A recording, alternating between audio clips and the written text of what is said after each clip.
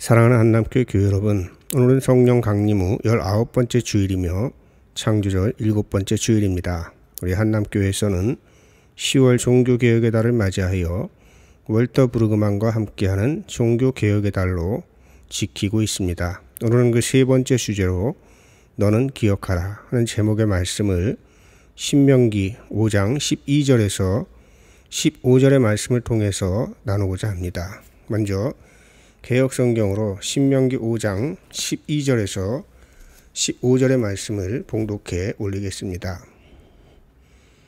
내 하나님 여호와가 내게 명령한 대로 안식일을 지켜 거룩하게 하라. 엿새 동안은 힘써 내 모든 일을 행할 것이나 일곱째 날은 내 하나님 여호와의 안식일인즉 너나 내 아들이나 내 딸이나 내 남종이나 내 여종이나 내 소나 내 낙이나 내 모든 가축이나 내 문 안에 유하는 객이라도 아무 일도 하지 못하게 하고 내 남종이나 내 여종에게 너같이 안식하게 할지니라. 너는 기억하라. 내가 애굽 땅에서 종이 되었더니 내 하나님 여호와가 강한 손과 편팔로 거기서 너를 인도하여 내었나니 그러므로 내 하나님 여호와가 내게 명령하여 안식일을 지키라 하느니라. 아멘. 오늘 읽은 말씀을 통해서 너는 기억하라 하는 제목으로 말씀을 나누고자 합니다. 나이가 들어가면서 기억력이 예전 같지 않음을 절실하게 느끼고 있습니다. 보르헤스의 기억의 천재 푸네스라는 단편이 있습니다. 푸네스라는 소녀는 말에 떨어지는 사고를 당한 뒤부터 보고 들은 것들을 완벽하게 기억하는 능력을 얻게 됩니다. 그래서 정밀시계라는 별명도 얻습니다. 사고 후유증으로 전신마비가 왔지만 가장 오래되고 사소한 기억들까지도 명확하게 살아났고 심지어는 그의 친구에게서 빌린 라틴어 사전과 책을 두어 달 만에 암송하기도 하고 창문 너머로 보이는 무화과나무나 거미줄, 포도덩굴에 달린 포도 알의 숫자와 줄기, 덩굴순의 세세한 모든 변화들을 빼놓지 않고 기억하게 되었습니다. 그리하여 이 세상이 생긴 이래 모든 인간이 가진 기억보다도 더 많은 기억을 갖게 됩니다. 그래서 자신이 가진 모든 기억을 분류해서 숫자로 규정해 보려고 했지만 그 기억의 양이 너무 많아서 죽을 때까지 끝나지 않을 것임을 알고 포기합니다. 그는 기억을 분류하려는 계획을 포기하고서는 내 기억은 쓰레기 더미와도 같지요 라고 합니다. 그가 기억하는 것들 중에서 기억하지 않아도 될 것들이 대부분이다 라고 하는 의미겠죠. 기억은 신의 선물이고 망각은 신의 축복이라는 말이 있습니다. 인간은 신의 선물과 축복 사이에서 살아갑니다. 선물과 축복 사이만 오가면 좋겠지만 종종 우리는 기억의 선물을 쓰레기로 망각의 축복을 저주로 바꿔버립니다. 기억해야 할 것은 버리고 쓰레기 같은 기억은 간직하며 사는 것입니다. 인류 역사상 가장 잔혹했던 아우슈비츠 감옥의 벽면에 기억되지 않는 역사는 반복된다는 말이 쓰여 있다고 합니다. 역사학자 이에치 카의 역사란 무엇인가라는 책에서 역사를 안다는 건 참으로 중요합니다. 역사는 공동체의 기억이니까요. 기억 상실증에 걸린 사람이나 역사를 되돌아보지 않는 공동체나 자신을 잃어버리긴 마찬가지입니다. 라고 주장을 했습니다. 오늘 이곳에서 예배드리는 모든 분들은 기억이라는 선물과 망각이라는 축복을 잘 선용하시길 바랍니다. 버려야 할 쓰레기와 저주를 움켜쥐고 살아가지 마시고 버리십시오. 그래야 우리의 삶이 건강해집니다. 과거에 붙잡혀 살아가는 사람이 있고 과거를 디딤돌로 삼고 살아가는 사람이 있습니다. 온갖 부정적인 생각에 붙잡혀 너 때문이야 라고 남을 탓하고 자신의 잘못은 잊고 합리화시킨다면 쓰레기를 붙잡고 사는 것입니다. 하지만 너 때문에 내 삶이 흔들리지 않아 하며 살아간다면 선물과 축복을 붙잡고 살아가는 것입니다. 기억이라는 선물, 망각이라는 축복을 지혜롭게 선용하시는 여러분 되시길 바랍니다. 이스라엘 백성은 출애굽한 뒤에 시내산에서 하나님과 계약을 맺습니다. 이 계약은 이스라엘의 정체성을 규정하는 중요한 선택이었습니다. 그들은 이제부터 창조주 하나님을 믿고 모든 필요를 공급해 주시는 하나님을 의지하고 살아가기로 했습니다. 이 선택은 하나님이 아닌 우상을 섬긴다거나 모든 필요를 공급해 주시는 하나님을 거부함으로 생겨나는 모든 불안을 거부하겠다는 결단이었습니다. 다시는 파라오의 불안이 강요하던 이집트의 노예로 살아가지 않겠다는 다짐이고 자신들 역시도 이웃에게 파라오처럼 살지 않겠다는 다짐이었던 것입니다. 이것이 시내산에서 하나님과 계약을 맺은 이스라엘의 정체성이었습니다. 하지만 자신의 정체성을 규정하는 선택을 유지하는 것조차도 쉽지 않았습니다. 모세가 율법을 받으러 시내산에 올라간 후 그들은 심각한 불안에 빠져들었습니다. 불안은 이집트에 재앙을 내리신 하나님, 홍해를 가르신 하나님, 만나로 먹여주신 하나님을 잊게 하였습니다. 그리고 이 불안 해소를 위해 그들은 자신들이 소중히 여기는 금을 모아 형상을 만들고자 합니다. 자신들이 가장 소중하게 여기는 것만 가지면 하나님이 없는 세상에서도 안전하게 살 수 있을 것으로 생각했던 것입니다. 불안과 두려움이 가득할 때 신을 만드는 것은 보통의 인간이 겪는 과정이라고 합니다. 이스라엘은 출애굽을 시켜주신 하나님을 잊고 광야에서 베풀어 주신 기적들을 잊고 마침내 금송아지 우상을 만든 것입니다. 그리고 그것을 하나님이라고 합니다. 불안에 빠진 이스라엘은 우상 숭배를 했으며 그 결과 이스라엘과 모세는 모든 소망을 상실하게 된 것입니다. 모두가 그들을 종살이에서 이끌어내신 하나님을 기억하지 못하고 망각한 까닭입니다. 그들은 불안에 빠져 기억해야 할 선물을 쓰레기통에 버림으로 자신들의 소망도 쓰레기통에 버리는 어리석은 선택을 한 것입니다.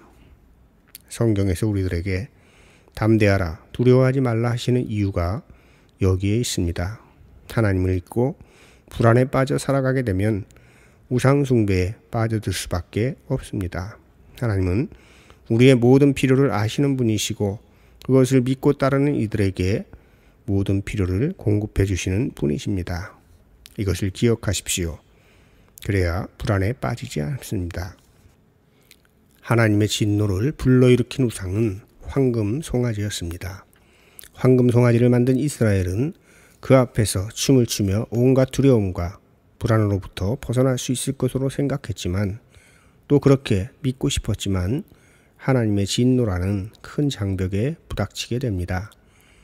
하나님께서 진노를 거두시지 않으시면 이스라엘도 모세도 모든 소망을 상실할 것입니다.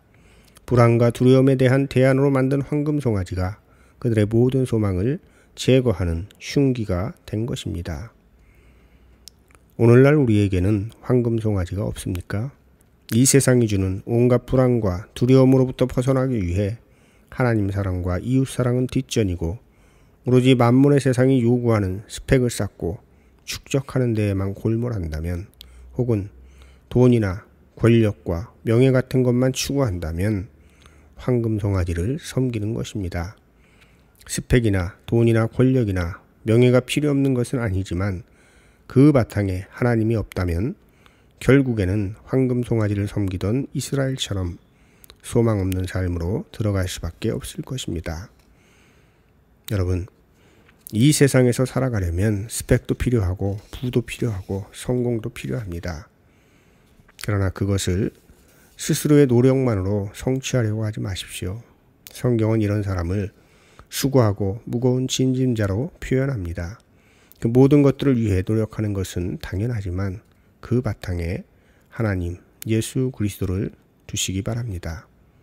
그러면 하나님께서 도와주시는 삶으로 들어갈 수 있을 것입니다. 자기 혼자서 이루는 삶은 피곤하고 지칠 수밖에 없는 무거운 짐이지만 하나님이 도와주시는 삶은 쉽고 가벼운 멍에로 삶의 생기가 넘칠 것입니다. 하나님이 도와주시는 삶으로 나아가시길 바랍니다. 생명력이 넘치는 삶은 하나님을 기억하는 일로부터 시작됩니다.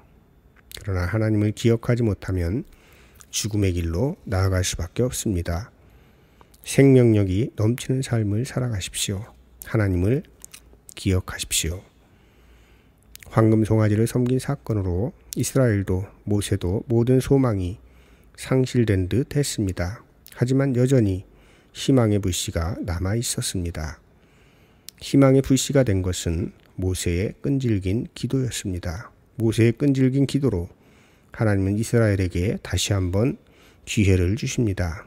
그러나 가나안에 정착한 후 그곳에서 누리는 풍요로움은 그들의 마음을 교만하게 하였고 그 교만은 하나님을 잊어버리게 했고 결국에는 우상숭배를 하여 멸망의 길로 치닫습니다. 그리하여 북왕국 이스라엘은 아시리아에게, 남왕국 유다는 바벨론에게 멸망당했고 예수님 당시에는 로마 제국의 식민지로 살아가고 있었습니다. 하나님은 독생자 예수님을 통하여 다시 기회를 주셨습니다. 그 기회가 오늘 우리에게까지도 이어지고 있는 것입니다. 예수님의 십자가를 믿는 이들은 다시 하나님과 올바른 관계를 맺고 소망의 빛을 지니고 살아갈 수 있습니다.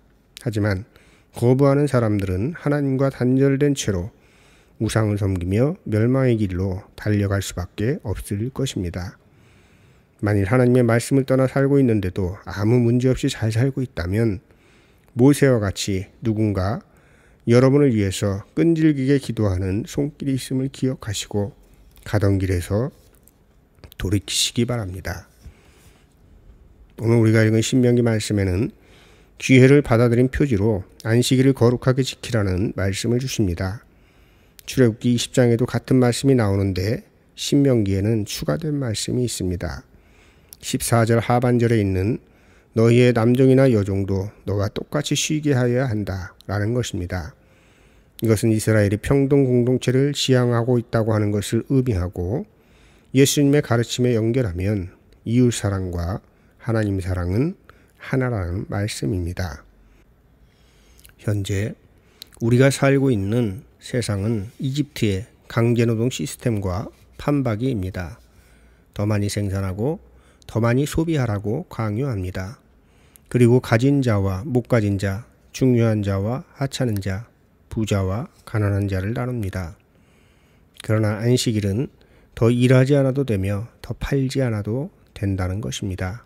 더 생산하거나 소비하지 않아도 모든 이들이 평등하게 살아갈 수 있는 길을 열어주시는 것, 그것이 바로 안식일인 것입니다. 그러므로 안식일은 단순한 멈춤이 아니라 강요와 경쟁에서 벗어나는 날이요 서로를 긍휼히 여기는 연대의 날인 것입니다. 안식일을 지키는 사람은 그날뿐만 아니라 7일 전부를 보람차게 살아갑니다. 그리고 이 보람찬 삶은 이웃과의 관계를 회복하는 삶을 살아가게 하고 이웃과의 회복된 관계를 통해서 하나님과의 관계가 회복되고 땅과 자신의 관계도 회복되므로 단절되었던 모든 관계가 회복되어 세상의 온갖 강요로부터 자유로운 삶을 살아가게 되는 것입니다. 이런 삶을 살아가려면 하나님을 기억하십시오. 이러한 기억을 상기시켜주는 복된 날 안식일을 거룩하게 지키십시오. 하나님께서 주신 기억이라는 선물을, 망각이라는 축복을 잘 선용하시는 여러분 되시기를 주님의 이름으로 축원합니다. 함께 말씀을 기억하면서 거듭 기도 드리겠습니다. 너는 종되었던 땅에서 인도하여 낸 내 하나님 여호와를 기억하여 안식일을 거룩하게 지키라 말씀하신 하나님, 주님께서 복 주신 날을 기억하며 주님의 교회에 모여 예배하는 우리 모두에게 큰 은혜를 부어 주옵소서. 기억해야 할 선물과 망각해야 할 축복을 지혜롭게 선용하게 하셔서 우리의 삶과 이웃의 삶을 풍성하게